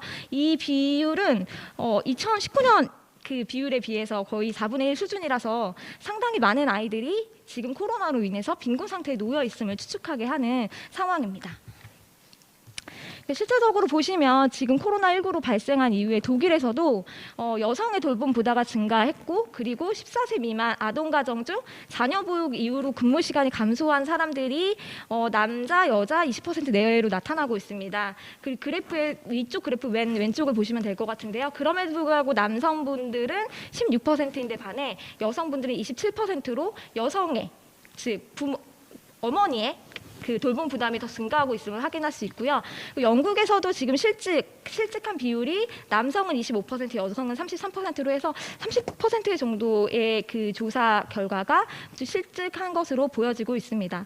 그리고 다음으로는 저희 데이터인데요. 이번에 아동 저희 재난 대응 실태에서 저희가 이제 아동의 아버지와 아동의 어머니 기준으로 코로나19가 발생하기 이전에 경제 상태가 근로 상태였는지 비근로 상태였는지 이 부분들을 조사했을 때요. 결과를 보시면 아동의 아버지 기준으로 근로 상태였다가 코로나19가 발생한 이후에 비근로 상태로 바뀌었다라고 하신 분들은 1.8%였는데 아동의 어머니 기준으로 코로나19 이전에는 근로를 했지만 그 이후에는 근로를 하지 못하게 됐다라고 말씀하신 분들이 7.9%였습니다. 확실히 아동 어머니의 부분에서 조금 더 이제 근로 부분들이 더 열악한 상황으로 나타나고 있음을 확인할 수 있습니다. 그리고 아래 표를 보시면 아까 이제 저희 앞선 발표에서도 확인하셨듯이 저희가 이번 조사 결과에서 코로나19가 발생한 이후에 소득이 감소했었는지를 여쭤봤을 때 36.1%가 소득이 감소했다고 말씀을 하셨습니다. 그래서 상당히 많은 아동 가정이 코로나19가 발생한 이후에 소득 감소의 상황에 놓여 있음을 확인할 수 있습니다. 그리고 저희 데이터 안에서 그럼 저희가 실질적으로 소득 분포가 어떻게 나타나는지를 확인해 봤는데요. 보시면 소득이 200만 원 미만이었다. 코로나 발생 이전에 그랬던 비율은 3.4%였는데 코로나19가 발생한 이후에는 6.8%가 소득 수준이 200만 원 미만이라고 응답해서 지금 보시면 소득 수준이 200만 원 미만인 집단하고 그다음에 200에서 400만 원 미만인 집단에서 코로나19 발생 이후에 그 비율이 증가하고 있음을 확인할 수 있습니다. 즉 코로나가 발생한 이후에 소득이 감소하신 가정이 많음을 추측해 볼 수 있는 결과이고요. 오른쪽 그래프 보시면 그러면 실질적으로 이 소득이 감소한 가정의 소득 수준은 어떨까 보시면 아래쪽 노란 막대 그래프를 보시면 200만 원 미만인 가정에서 소득이 감소했다고 말씀하신 분들이 82.5%로 꽤 많은 가정에서 코로나가 발생한 이후에 소득이 감소한 것들을 확인할 수 있었습니다. 사실 코로나가 발생한 이후에 소득이 감소한 것도 문제지만 저희 데이터를 통해서 살펴보면 이 소득의 감소 상실이 소득 수준이 낮은 가정에서 더 많이 발생하고 있다는 것이 이 아동 가정에 미칠 영향을 조금 더 우려해야 되는 그러한 시점에 우리가 생각하게 해야 되는 그런 점이 아닌가 생각이 듭니다.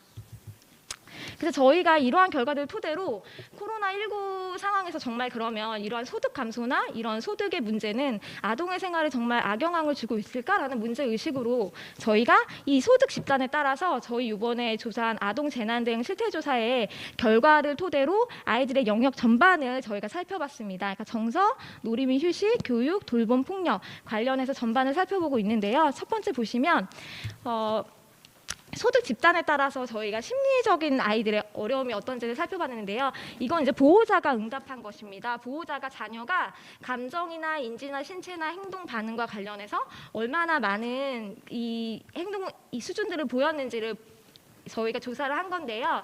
보시면 이 소득이 감소한 집단에서 자녀의 감정 반응, 파란색 막대 그래프를 보시면 됩니다. 불안, 우울, 무력감과 같은 감정 반응이 소득 감소 집단에서는 47.3점, 저희가 100점 만점으로 환산했을 때요. 이 수준으로 나타난 반면에 소득이 동일하거나 증가했다고 응답한 가정에서는 41.0으로 확실히 아동의 자녀의 감정 반응 수준도 소득이 감소한 집단에서 더 높게 나타났고요. 오른쪽 그래프에서 소득 수준별로도 보시면 지금 이 파란색 그래프가 200만 원 미만인 집단에서는 46.7점으로 나타난 데에 비해서 800만 원 이상인 집단에서는 38.7점으로 더 낮았습니다. 즉 소득이 감소하거나 그다음에 소득 수준이 낮은 가정에서 자녀의 불안이나 우울이나 무력감이 더 많이 보고됐다고 이렇게 부모들이 보고를 한 것을 알 수 있었습니다. 마찬가지로 자녀 신체 반응이나 자녀 행동 반응, 인지 반응 역시도 소득이 감소한 집단과 그리고 소득 수준이 낮은 집단에서 더 높게 나타나고 있었습니다.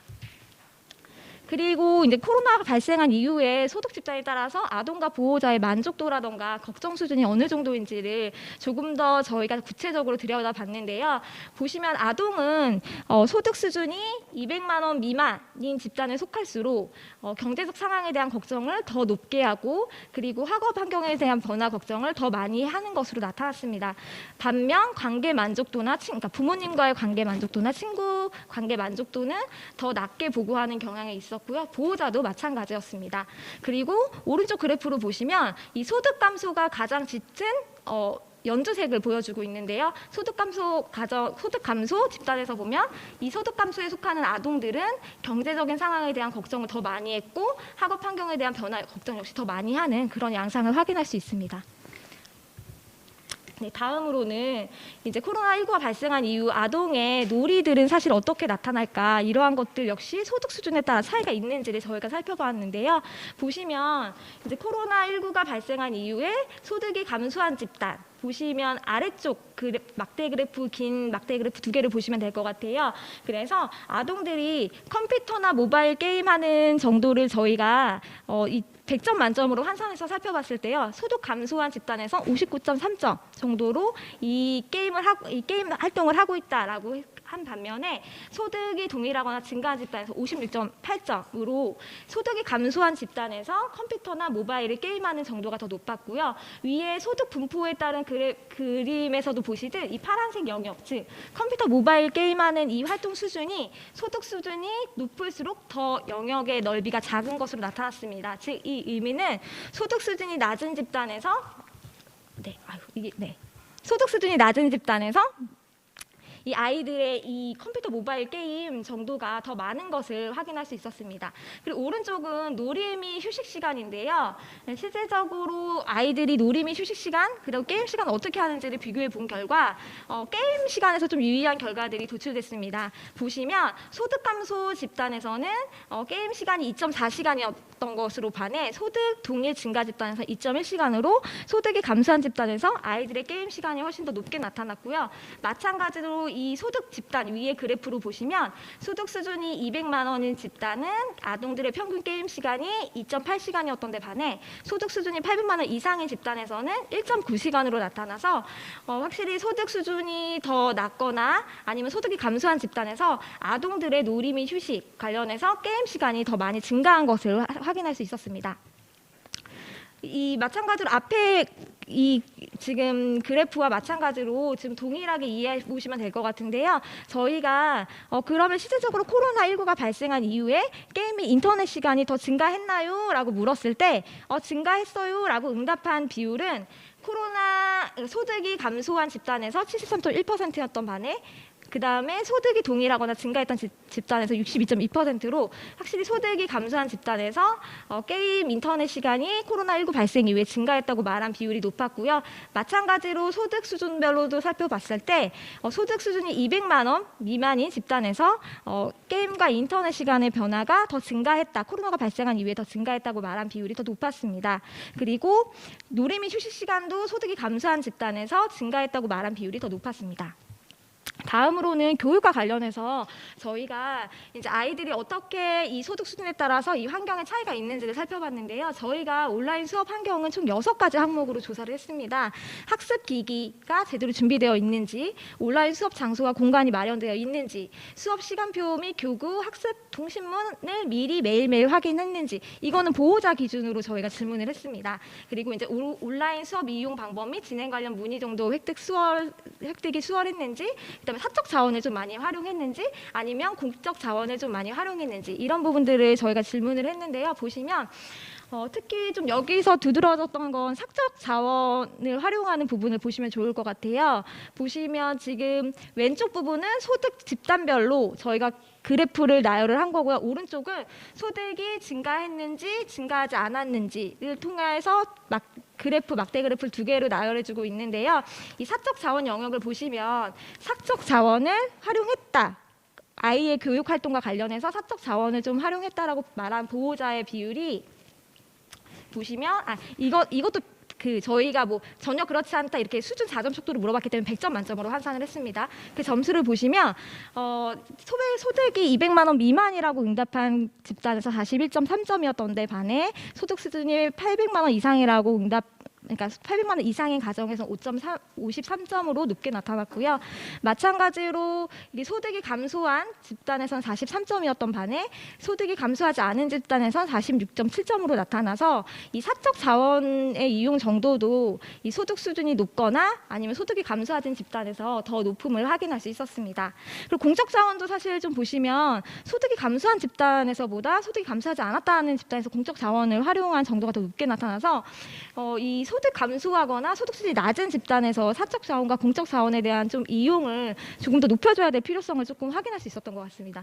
그리고 코로나19의 소득에 대한 온라인 수업 과정은 아동들한테 물어본 건데요. 여기서 조금 두드러지게 보셔야 될 것은 필요시 도움과 보살핌을 제공해주는 사람이 온라인 수업 과정에서 있습니까? 라고 저희가 아동들에게 물어봤을 때요. 이것에 대해서 왼쪽 소득 수준별로 보시면 확실히 소득 수준이 높을수록 도와주는 정도가 많았다라고 응답하는 경향이 높았고요. 그 오른쪽 그래프에서 이 소득 감소 한 집단에서 59.3점만 나는 이러한 도움을 받았다 이 정도를 보고한 반면에 소득이 감소하지 않은 집단에서 62점 정도로 보고해서 아이들의 이 온라인 교육 환경에서의 도움 정도 역시 어떤 소득 수준에 따라서 많은 차이를 나타내고 있음을 확인할 수 있었습니다. 다음으로 이제 교육 관련해서 아동들이 학교에서 학업 상황에 대해서 걱정을 얼마나 하고, 그 다음에 학습 및 숙제 정도는 집에서 가정에서 얼마나 하고 있는지, 그리고 학교 정규 수업에 공부를 어느 정도 하고 있는지를 저희가 소득이 감소한 집단과 감소하지 않은 집단, 그리고 소득 수준별로 살펴봤을 때 지금 빨간색 부분들을 보시면 될 것 같아요. 더 높았던 건 역시나 소득이 감소한 집단에서, 그리고 소득 수준이 낮은 집단에서 아동들의 학교 학업 상황에 대한 걱정을 더 많이 했고, 그리고 학습 및 숙제 정도는 조금 덜하고, 그리고 학교 정규 수업의 공부 역시도 소득 수준이 낮거나 아니면 소득이 감소한 집단에서 덜하는 경향을 보였습니다. 즉 아이들이 소득 수준이 좋을 때 공부를 더 많이 한 것으로 그렇게 좀 추측해 볼 수 있는 결과였습니다. 다음으로 돌봄 관련해서 저희가 코로나19 발생한 이후 나홀로 아동도 저희가 소득에 따라서 조금 차이가 있고, 그 다음에 소득 수준에 따라 차이가 있는지 살펴봤을 때 좀 두드러진 차이를 보이진 않았습니다. 다만 이제 소득 감소한 집단보다 소득 동일한 집단, 그리고 전체적으로 약 50% 정도에서 성인 보호자가 늘 함께 있었다고 응답한 것으로 확인할 수 있었습니다. 다음으로 그러면 이제 코로나19가 발생한 이후에 나홀로 아동이 증가했는지를 저희가 살펴보았는데요. 평일 성인 보호자 없이 아동끼리 혹은 아동만 집에 있었던 날이 코로나19 발생 이후 증가했는지를 여쭤보았을 때 소득 감소한 집단에서 64.6%가 있었고요. 그러니까 소득이 감소하지 않은 집단에 비해서 더 높았습니다. 그리고 소득이 낮은 가정에서 69.2%로 더 높게 나타남을 확인할 수 있었습니다. 즉 소득 감소 및 소득이 낮은 집단에서 나홀로 아동의 증가 비율이 더 높았음을 추측해 볼 수 있는 대목이었습니다. 이 질문을 저희가 아동들한테 직접적으로 질문해 본 건데요. 코로나19 이후에 가정 내 돌봄 상황에 대해서 돌봐주는 누군가가 항상 있는지, 아니면 문제가 생겼을 때 도와주는 사람이 항상 있는지를 질문한 거고요. 이걸 또 100점 만점으로 환산했을 때 파란색은 돌봐주는 누군가가 항상 있는 정도를 의미하는데요. 보시면 확실히 돌봐주는 누군가가 항상 있었다라고 응답하는 이 정도가 소득이 감소한 집단이 더 낮았고, 그다음에 소득 수준이 낮은 집단일수록 이 파란색 막대 그래프가 더 낮게 그려졌습니다. 즉 아동들이 소득이 감소한 가정에 속해 있거나 아니면 소득 수준이 낮은 가정에 속해 있을 때 돌봐주는 누군가가 항상 있는 정도도 약했고, 문제가 생겼을 때 도와주는 사람이 항상 있는 정도도 낮았음을 추측해 볼 수 있었습니다. 다음으로 저희가 코로나19 발생 이후 소득 감소 여부에 따라서 보호자의 양육 스트레스가 차이가 있는지 살펴봤는데요. 보시면 소득 감소한 집단에서 양육 스트레스가 10점 만점에서 7점으로 가장 높게 나타났고요. 오른쪽에 보시면 그러면 이 양육 스트레스가 코로나19가 발생한 이후에 증가했습니까?를 여쭤봤을 때 증가했다라고 말씀하신 분도 소득 감소한 집단에서 78.1%로 가장 높게 나타났습니다. 다음으로 저희가 이제 이 보호자께서 집에 계실 때 어떠한 양육에 어려움이 있는지를 조사한 건데요. 보시면 네모 그래프를 위주로 보시면 될 것 같습니다. 보시면 자녀의 매 끼니 챙기기 및 장시간의 돌봄이나 자녀의 온라인 학습 및 숙제를 점검해주는 상황이나 자녀의 돌봄 공백에 대한 어려움을 소득 감소한 집단에서 더 많이 보고를 했고요. 그리고 오른쪽 그래프에서 보시면 소득 수준이 낮은 집단에서 이러한 것들을 더 많이 보고했음을 알 수 있습니다. 다음으로 이제 아동학대 및 폭력 현황인데요. 보시면 이제 저희가 이제 유의한 값들을 추리다 보니까 모든 아동학대 문항을 다루진 못했는데요. 이제 혼자 두지 말아야 할 때 혼자 두었거나 식사를 제대로 챙겨주지 않았다는 그런 방임 문항들을 보았을 때 살펴보시면 소득 수준이 낮은 집단과 그다음 소득 감소한 집단에서 조금 더 높게 이 비율이 나타나는 걸 확인하실 수 있고요. 그리고 체벌과 가정폭력 목격 역시도 이러한 경향성을 확인하실 수 있습니다. 그리고 온라인 폭력 관련해서도 저희가 살펴보았을 때 확실히 소득 수준이 낮거나 그리고 소득이 감소했다는 집단에서 이 비율이 더 높은 것을 확인할 수 있습니다. 그 관련해서 저희가 아동과 보호자를 대상으로 어떠한 정책 및 서비스가 필요한지를 저희가 조사를 했는데요. 이거를 소득이 감소하고 감소하지 않은 집단별로 봤을 때 전체적으로 보시면 그래프의 막대 그래프가 이렇게 길게 그려지는 집단이 욕구가 더 많은 것인데요.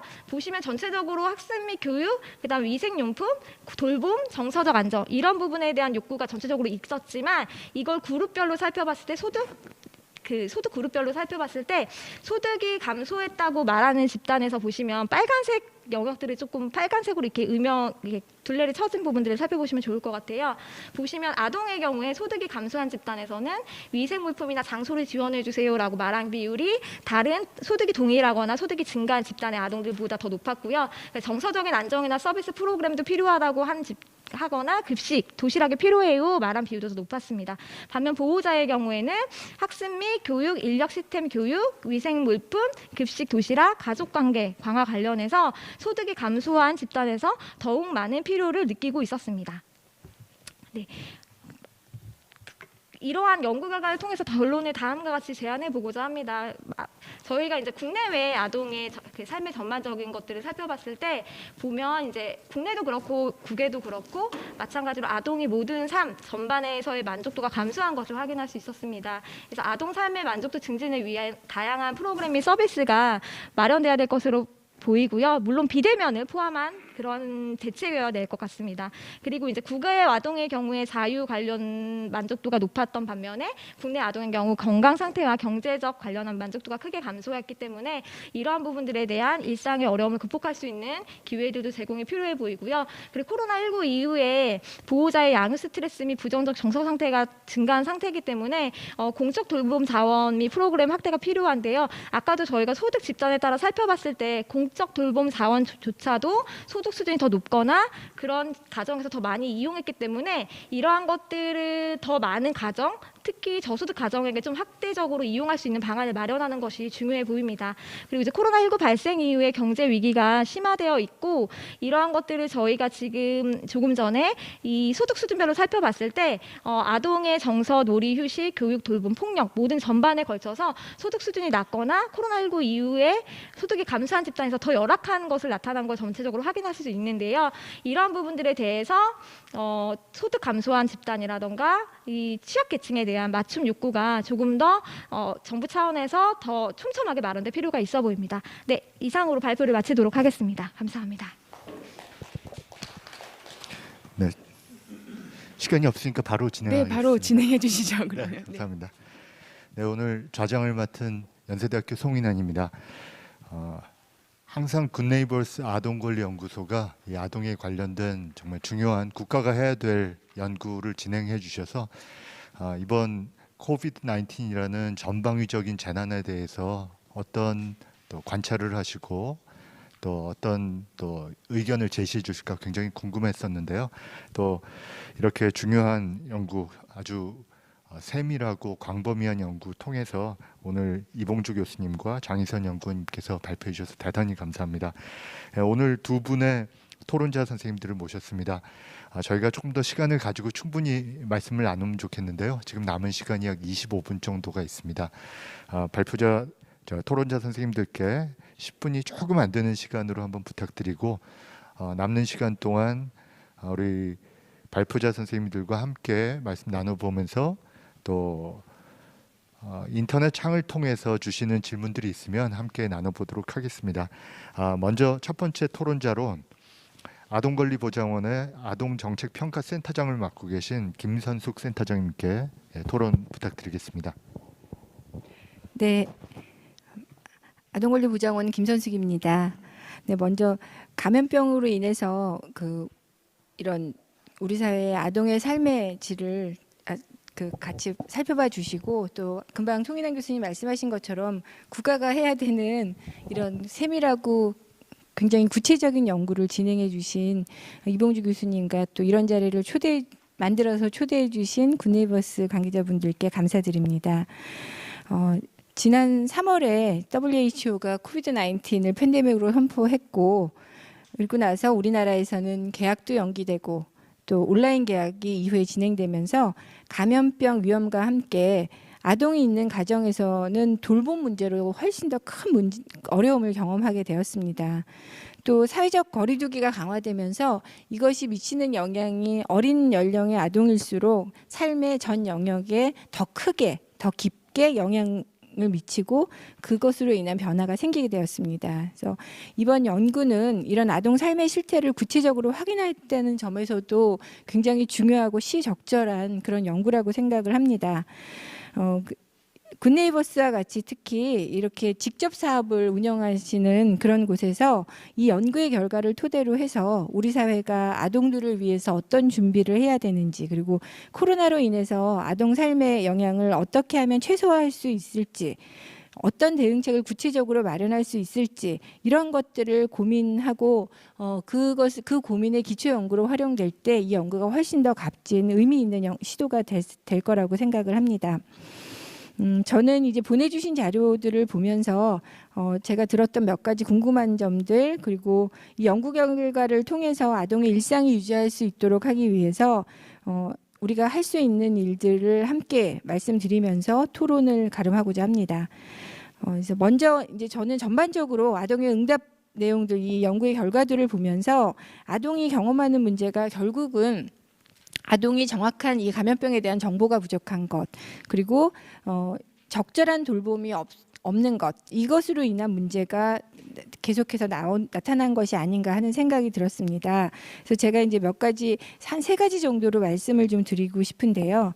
첫 번째, 이제 코로나 감염에 대한 걱정이나 등교 이후 수업 시간 내 거리두기, 이런 것들이 아이들이 이 연구 결과에 보면 제일 큰 걱정이라고 얘기를 스스로 응답을 하고 있는데, 이런 것들이 결국은 감염병 예방에 대한 정확한 정보가 아이들 눈높이에 맞춰서 없었기 때문으로 나타난 약간은 과장되고 또 막연한 공포가 더 크게 아동들에게 다가온 것이 아닐까 하는 생각이 듭니다. 특히 이제 이 연구가 조사가 한 6월 달에 진행이 됐었더라고요. 그래서 이때는 아직 등교나 등교로 인한 수업이 본격화되기 전이었기 때문에, 온라인으로 수업을 하거나 이런 시기였기 때문에 마스크 착용을 하고 교실 안에서 거리두기를 하고 이런 것들에 대해서 훨씬 더 걱정을 하고 훨씬 더 두려움을 경험했었던, 그리고 불편감을 느꼈었던 그런 것이 아니었나 생각이 듭니다. 그리고 아직까지도 감염병 자체나 감염병 예방에 대한 정확한 정보를 아동의 눈높이에 맞춰서 제공하는 그런 채널들이 사실 많지 않습니다. 그래서 예를 들어서 코로나19에 대해서 이제 매일매일 정례 브리핑을 이제 하고 있는데, 그럴 때 아주 짧은 시간이라도 아동들에게 직접 현황을 설명하는 등 이 사회의 아동이 중요한 구성원이다라는 것을 우리 사회가 전반적으로 인식하고 존중하는 그런 분위기를 만드는 게 굉장히 중요하지 않을까, 그런 생각이 좀 들고, 굿네이버스에서 이제 아동 옹호 활동을 하실 때 그런 내용들을 바탕으로 이 주장을 조금 더 강하게 해주시면 어떨까 하는 생각이 들었습니다. 그래서 직접 사회에 책임 있는 사람들, 책임 있는 성인이 감염병의 현황이나 예방 수칙이나 이런 것들을 아동들의 눈높이에 맞춰서 이제 설명을 하고, 그랬을 때 아동들 스스로도 감염병에 대해서 이런 것이 궁금하다고 목소리를 높여서 얘기할 수 있는 그런 힘을 실어줄 수 있을 거라고 생각을 합니다. 두 번째는 이제 결식의 문제, 또 교육 격차의 문제, 또 학대나 방임의 문제, 이런 얘기들이 계속 나오고 있는데 결국은 그것이 돌봄의 문제라고 볼 수 있을 것입니다. 그래서 학교를 가지 않음으로 인해서 취약가구 아동의 지금 소득이 낮은 여기서 계속해서 소득이 낮았거나 200만 원 미만의 가구들이 얼마나 취약한가를 보여주고 있는데, 취약가구의 아동, 맞벌이 가구의 아동뿐만 아니라 사실 돌봄은 이 결과에서도 보면 모든 아동들에게 소득이 낮으나 적으나 차이가 조금 있기는 하지만 돌봄의 문제는 대부분의 가정에서 경험을 하고 있었습니다. 심지어 보호자가 있는 가정이라 하더라도 양육 스트레스나 이런 것들이 높아짐으로 인해서 돌봄의 문제가 굉장히 심각해졌는데, 이런 문제들은 사실은 갑자기 생긴 거는 아닌 것 같고요. 이전부터 있었는데 이봉주 교수님 발표 중에서도 말씀을 해주셨는데, 그 격차가 두드러지게 이 코비드-19, 코로나 시기를 거치면서 더 크게 드러난 것이라고 생각이 듭니다. 그래서 아동의 삶에 영향을 미치는 것은 거시적인 어떤 정책이나 사업이나 이런 국가적인 사업의 직접적인 영향이라기보다는 그 지원을 통해서 아동의 삶과 밀접한 가족이라든지 친구라든지 학교라든지 이런 아동의 삶과 굉장히 밀접한 그런 환경의 변화가 결국은 아동의 삶에 밀접하게 영향을 미치게 되는 것 같습니다. 그래서 아동의 돌봄으로 인한 책임이 어떤 사회적인 변화 이런 것에서 선언적으로 그치는 것이 아니라 이게 아동의 삶에 직접적인 영향을 미치는 가족이라든지 학교라든지 지역사회 이런 것에 직접 영향을 미칠 수 있는 그런 아주 작은 프로그램에 대한 노력, 그런 중요성에 대한 인식 이런 것들이 굉장히 중요하다고 생각이 들고 굿네이버스가 거기서 이제 그런 역할들을 해주실 수 있지 않을까 하는 생각이 듭니다. 그래서 제가 이 연구를 이렇게 보면서 그 오랫동안 진행해 오신 방학교실 생각이 많이 났습니다. 지역사회에서 이제 학교랑 굉장히 학교 안에서 진행되는 지역사회 대표적인 사업으로 굿네이버스가 오랫동안 해 오셨는데 공간만을 이제 활용을 하는 경우들이 많이 있었는데 예를 들면 학교 안에 급식실이나 인력이나 이런 것들을 이제는 당당하게 요구하시고 같이 협업을 하실 수 있지 않을까.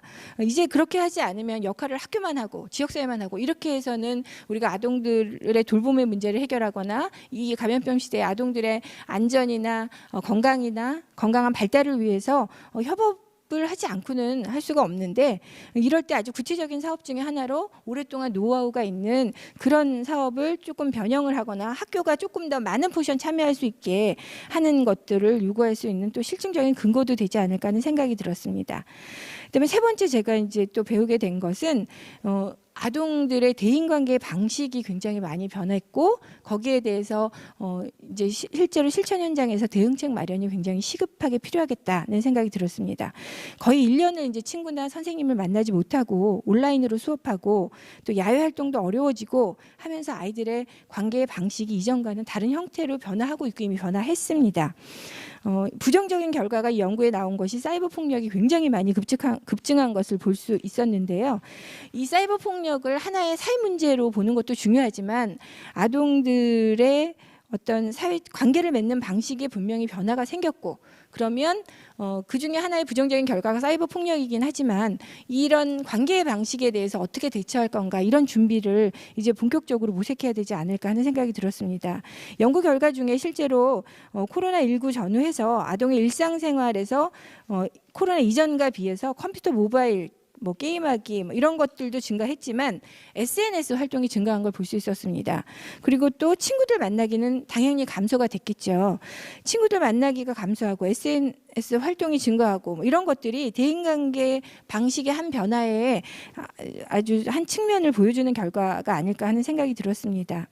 그 외에 이제 몇 가지 질문하고 싶은 것은 뭐 이제 아주 마이너한 것이라 나중에 이제 제가 시간이 없으니까 구체적인 얘기는 하지 않을 여기 결과를 보면서 제가 나중에 말씀을 좀 드릴 것 같고요.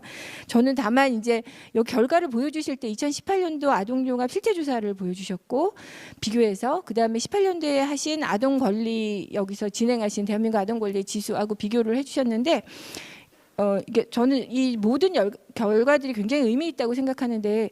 둘 중에 하나를 보여주셨으면 더 좋았겠다. 왜냐하면 실태조사하고 권리하고 굉장히 다른 양상을 보여주는 게 있어서 이 지금 굉장히 중요한 연구 결과가 그래서 이전보다 좋아졌다는 건지 나빠졌다는 건지 얼마나 좋아졌다 이런 설명을 하는데 조금 힘이 조금 떨어져서 그게 좀 아쉬움이 있었습니다. 어쨌든 그러나 우리 아동들이 감염병으로 인해서 이제 일상을 유지하지 못한 이 시기에 아이들이 어떻게 살고 있는지 그리고 미래를 우리가 어떻게 준비해야 되는지 이런 데 중요한 근거를 제공해 주신 연구자께 다시 한번 감사를 드립니다. 감사합니다. 네, 감사합니다. 오늘 이 시간이 이틀 동안 있는 한국사회복지학회 순서의 마지막입니다. 대개 학회의 마지막 시간이면 진행자를 제외하고는 한 5분 정도 앉아 계신 게 일반적인데요. 지금 42명의 시청자분들이 참여하고 계셔서 감사드리고요. 또 그만큼 또 많은 의견들 인터넷 통해서 주시면은 더 많은 말씀 나눌 수 있지 않을까 싶습니다. 두 번째 우리 김선숙 센터장님께서 하신 질문은 잠시 후에 모아서 한 번에 드리도록 하겠습니다. 두 번째 한윤선 교수님께서 토론해 주시겠습니다. 감사합니다. 귀한 자리에 토론 기회를 주신 굿네이버스께 감사의 말씀을 드리고요. 코로나 상황에서 아동의 생활 어떤 모습을 띠고 있는지를 확인할 수 있는 연구는 현 시점에서 실천적 정책적 의미가 클 것이라고 생각합니다. 장희선 연구원님의 발표 내용을 바탕으로 코로나19와 아동 삶의 불균형의 제목을 제목으로 토론 의견을 드리도록 하겠습니다. 아동의 행복한 삶은 교육, 돌봄, 놀이, 활동의 균형을 이루는가와 직결된다고 생각합니다. 안정적으로 지탱하고 있는 이 세 축 중 하나가 갑작스러운 생활의 변화로 인해 무너지게 된다면 다른 축에 부담이 가중이 되어 아동의 삶의 질이 균열이 발생할 수 있을 것 같습니다.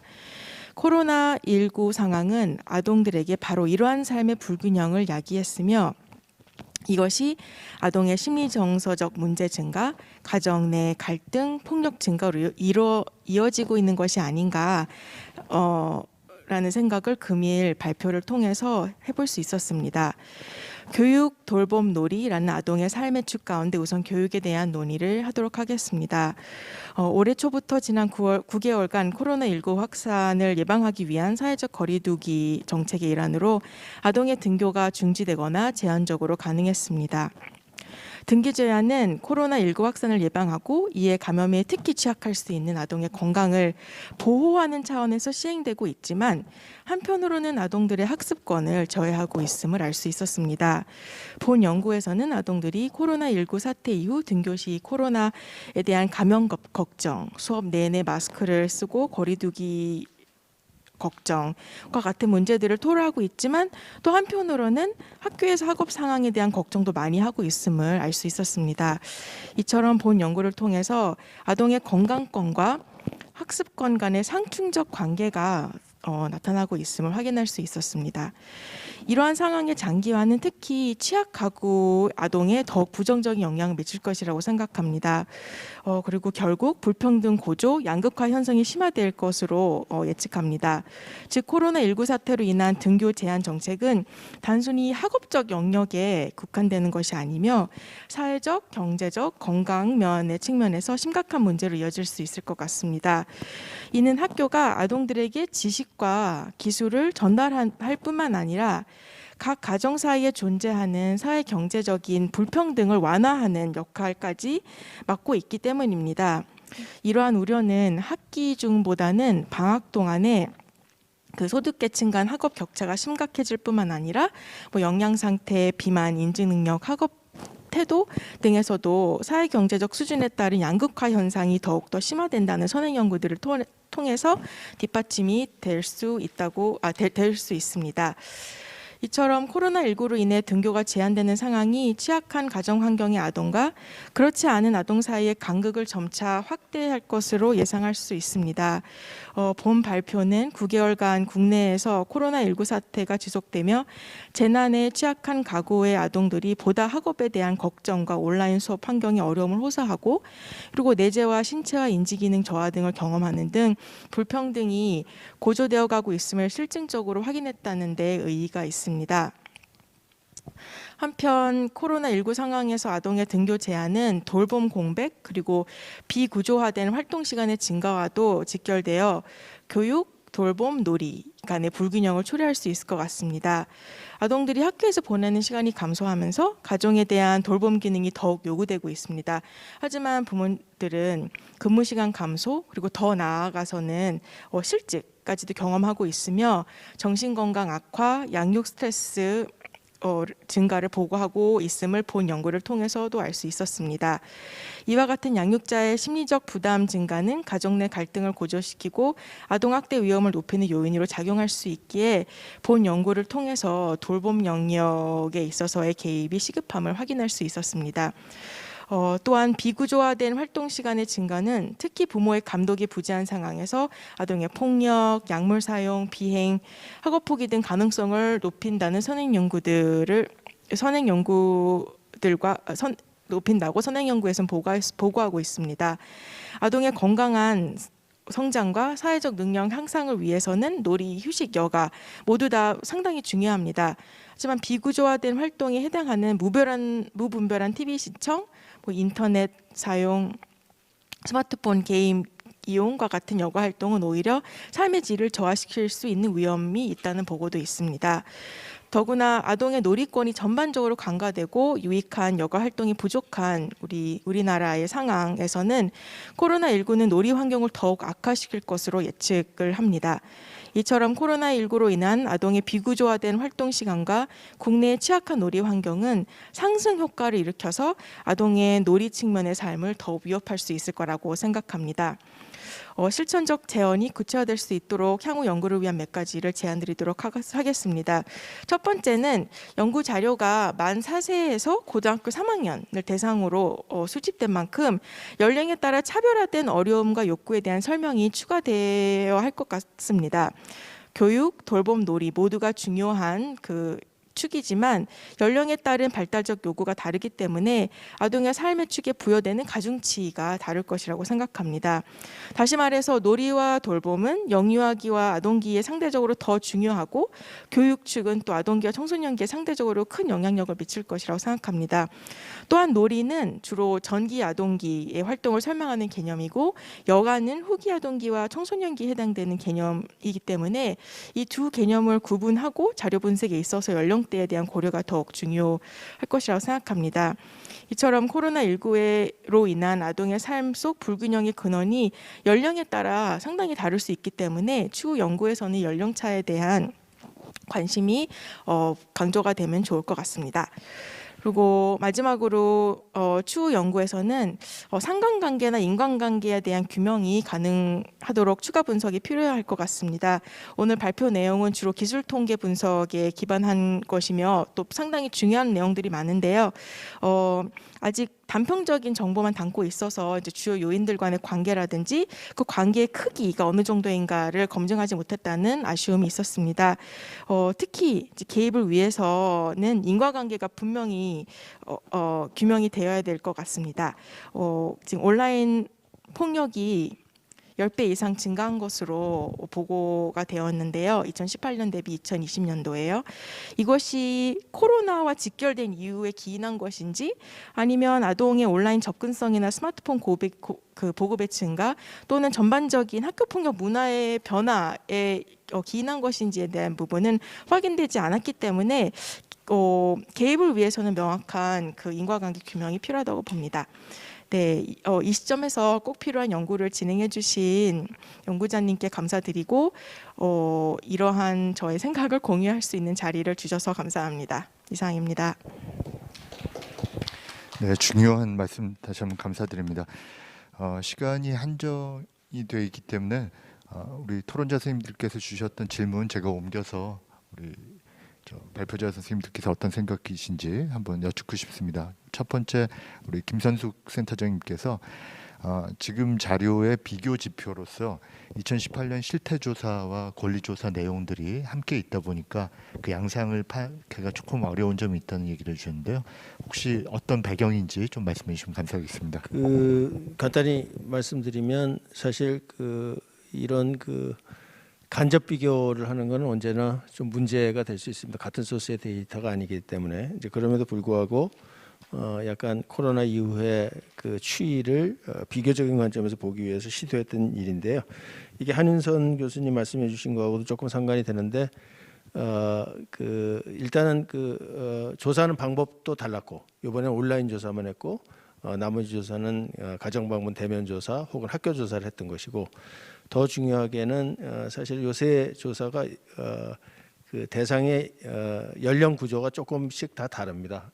그러니까 그 권리지수 조사는 사실 초4, 초6, 그다음에 중2 이렇게 됐던 거고 이번 조사는 4세부터 고등학생까지. 그러니까 사실 연령대별로 이런 거에 상당히 민감하게 작동할 수 있어서 아마 추후 연구에서는 이런 거를 시도를 한다면 연령을 조금 컨트롤하고 볼 수 있는 방법 이런 것들도 되고 또 말씀해 주신 대로 뭐 3개가 아니라 2개를 비교하는 것도 하나의 방법이 될 수 있을 것 같습니다. 네. 네, 감사합니다. 지금 말씀해 주신 거 연결이 또 되는데요. 혹시 연령에 따른 이번 연구 조사 같은 경우에 만 4세부터 고등학교 3학년까지를 이제 폭넓게 포함하고 계신데 오늘 발표 속에는 들어있지 않았지만 혹시 연구하시면서 연령대별로 어떤 차별화된 어려움을 겪고 있는지 그런 인사이트가 있으셨으면 부탁드리겠습니다. 네, 네네.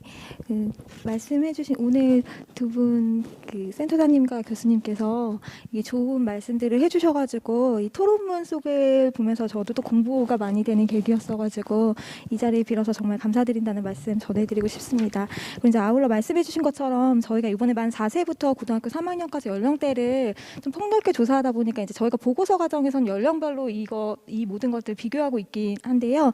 저희가 이번 조사에서는 좀 이제 이 시간상으로 이렇게 제시하지 못하고 있습니다. 근데 말씀해주신 것처럼 이제 놀이만 하더라도 이제 그러니까 정기 아동기의 아이들은 놀이가 이제 중요할 수 있고, 그다음 여가는 좀 후기 아동기에 좀 밀접할 수 있어서 이런 부분들 말씀해주신 부분 명심하면서 저희가 이제 향후 보고서 작성할 때 더 하도록 하고요.